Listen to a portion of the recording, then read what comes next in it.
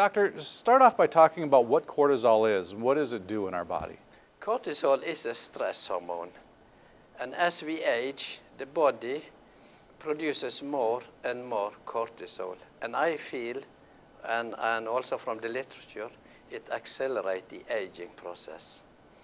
And not only the aging process, but even as you get closer to death, the person, it also increases a lot. So a combination of age and cortisol level would say a lot about your health condition. So in a healthy body, cortisol rises and lowers throughout the day, is that correct? That's true. Okay. In previous study, we used to take the early morning test, which would be a baseline. Mm-hmm. And what is it used for in our body? What is its purpose? The purpose is, of course, if you need to run away or it helps you to move faster a little way. Mm-hmm. But I'm thinking about the general level, the regular level in a rested condition. Mm-hmm. If that is very high, it's not very bad. And I see people with high cortisol level, they often are very confused. It affects the memory. Talk about what our levels do as we age.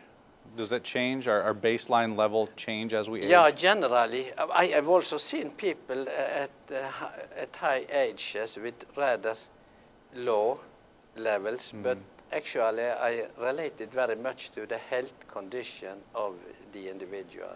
Mm-hmm. Do we know why it raises as we age? No, not really. I don't have a good explanation for that. Mm-hmm.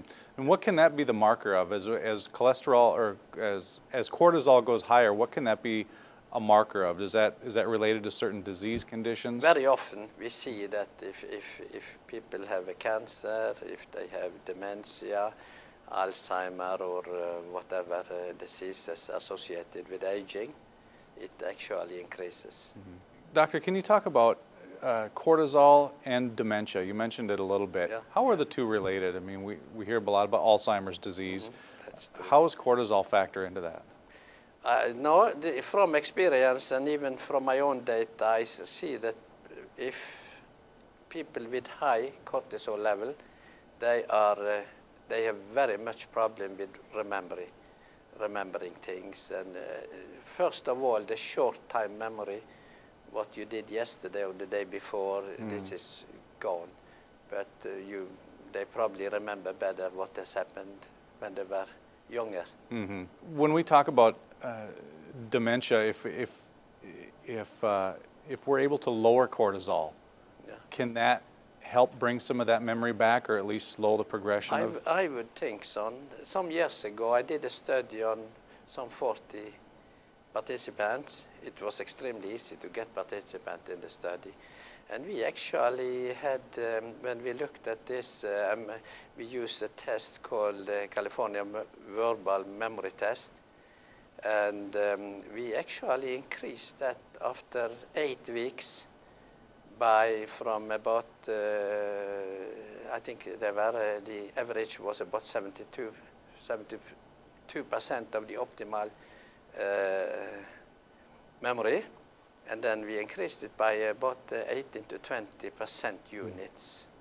We talked about cortisol and how it increases with age. Are there tests we can take to see where our cortisol levels are and kind of keep track of that as we age? Any body fluid can be used actually. Okay. Saliva is very easy, and everyone can easily do that, with a sponge, and you produce saliva and have it analyzed. Mm-hmm.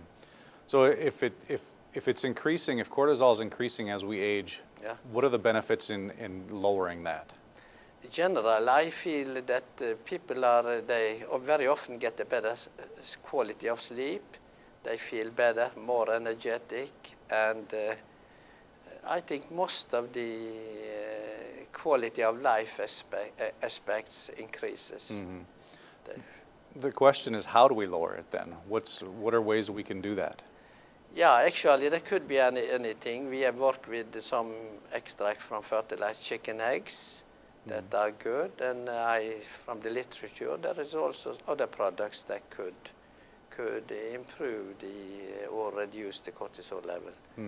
You've mentioned that cortisol level, if we lower that at somebody who's close to death, it can really change the mood and the feeling of that person. Can you explain that a little bit? Absolutely. Yeah, can you explain that, and what have you seen? Yeah, I've seen people very close to the death, and they feel much more optimistic and don't give up as easily. And actually, I think it will delay the time of death for those persons, if you could lower the cortisol. And even there has been taking tests on people just after they died, even for a couple of hours after the death has appeared, the cortisol level rises.